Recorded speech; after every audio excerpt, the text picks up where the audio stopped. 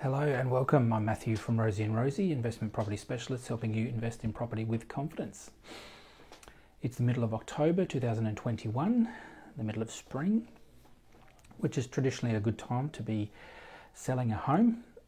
But if you've sold a home in the last 12 to 18 months, it probably hasn't mattered all that much because we have and continue to witness one of the hottest markets that Adelaide has enjoyed in quite some time. The sales market is hot and the rental market is hot. And if you're in the market to buy or rent a home, you would know this all too well. Stock is low and demand is high. Open inspections are busy. Days on the market are low. Auction clearance rates are high, and homes seem to be selling well over the advertised price guide. People are often asking me, what can I do to improve my ability to buy a home or rent a home in the current market, to which I currently or usually respond with, be prepared, get pre-approval so that you can make your offer quickly and with confidence, or if you're looking to rent, have your application ready and complete and ensure you submit everything the agent's asking for, and again, do it quickly. But why is the market so strong at the moment? Especially given our international borders are closed and the population hasn't really grown. According to the Australian Bureau of Statistics, in the year ending 31 March 2021, Australia's population grew by just 35,000 people, about 0.1%, and Adelaide's share of that was just 2,700 people. So where is the demand really coming from? Anecdotally, we've witnessed a large increase in people attending open homes and auctions, and many of them referring to a move to Adelaide from interstate, often from Victoria, where they've been in a lengthy lockdown period,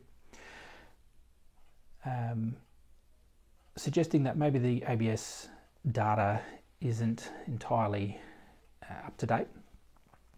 When we look at the ABS methodology for calculating population growth and population movement, in between census, the last one being 2016 until the one that we did just this year, what they do is use calculations to estimate the movement and growth of population, and part of those estimates come from Medicare address data. So I wouldn't be surprised if once they get through the data that came out of this year's census, we see a revision in those figures. But even with population movement taken into account, there are other fundamentals which are having a great impact on demand, and in particular interest rates. Money is cheap to borrow at the moment. The Reserve Bank hasn't increased the cash rate for nearly 12 months, and it currently sits at just 0.1% or 10 basis points. And so banks are offering variable rate loans with under 2% interest in some cases. If your mortgage is not under 3%, maybe speak to your lender or broker. But additionally, the bank's lending criteria has softened somewhat. You may have heard under the changes recently announced by APRA, the Australian Prudential Regulatory Authority. Banks will soon be forced to use a more cautious interest rate assumption when assessing customers. So there's a thing called a serviceability buffer that currently sits at 2.5% above the actual rate of the loan. And the serviceability buffer will soon increase to 3%, which will certainly reduce the amount that many people will be able to borrow. But this comes after years of being 7%. So most borrowers who looked at borrowing 2 years ago or longer, and haven't done so since, might find that they're still better off. But lastly, one factor that I think doesn't get discussed enough is people's deposits. With lockdowns and travel restrictions and working from home, social distancing and masks and vertical consumption, people are spending much less money, and they're saving a lot of that money. If you ask or know anyone in hospitality or the tourism industries, just ask them how they've been affected during this COVID period. And with borders opening up, I think this factor alone could be one of the most significant ones to impact the property market.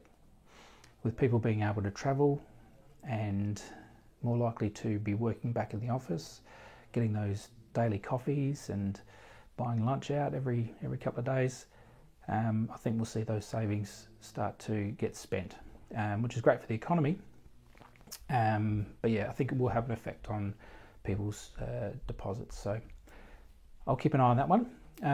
But yeah, that's it for now. If you're interested in catching up to talk property over a coffee or a beer, please shoot me a message or give me a call. But until then, I'm Matthew from Rosie and Rosie, helping you invest in property with confidence.